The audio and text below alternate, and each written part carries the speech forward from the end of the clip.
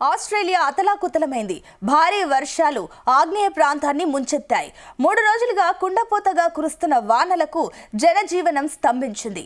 భీకర వరదల కారణంగా దాదాపు 50,000 మంది బాహ్య ప్రపంచంతో సంబంధాలు కోల్పోయారు.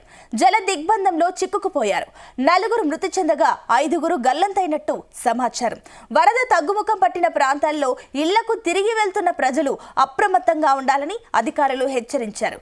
భారతీయులు ఎక్కువగా ఉండే ఈ ప్రాంతంలో భారీ వరదలు సంభవించగా 50,000 మంది వరకు ఇండియన్స్ వరదల్లో చిక్కుకొని ఇబ్బందులు ఎదుర్కొంటున్నారు. ఎన్ఎస్డబ్ల్యూలోని మిడ్ నార్త్ కోస్ట్, పోర్ట్ మాక్వెరీ, టినోని, టారీ ప్రాంతాల్లో 4 నెలలు వర్షం ఏ రకంగా ఉంటుందో 2 రోజుల్లోనే కురిసింది. కొన్ని చోట్ల 300 మిల్లీమీటర్ల వర్షపాతం నమోదై ఆకస్మిక వరదలకు దారితీస్తుంది. హంటర్ ర్యాలీ, సెంట్రల్ కోస్ట్లో నదులు ఉప్పొంగి రోడ్లు, ఇళ్లు, వ్యవసాయ భూములు నీట మునిగాయి.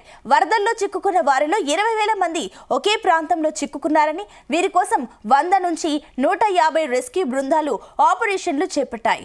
ఆస్ట్రేలియా చుట్టూ సముద్రాలు వేడెక్కడం వల్ల ఈ తీవ్ర వర్షాలు కురిశాయని వాతావరణ శాఖ తెలిపింది.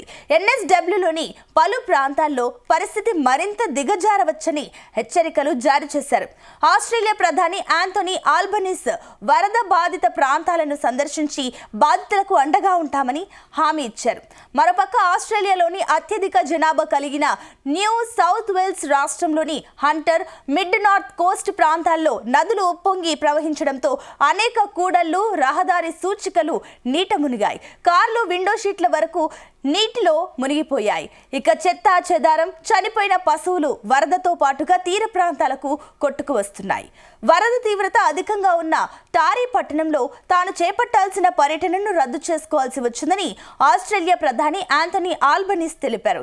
హంటర్ ప్రాంతంలోని మైట్ల్యాండ్ పట్టణం నుంచి ఆయన విలేకరులతో మాట్లాడుతూ ఈ పరిస్థితి నివారించడానికి తాము ప్రయత్నించామని, కానీ పరిస్థితులు అందుకు అనుకూలించకపోవడం వల్ల అది సాధ్యపడలేదని అన్నారు.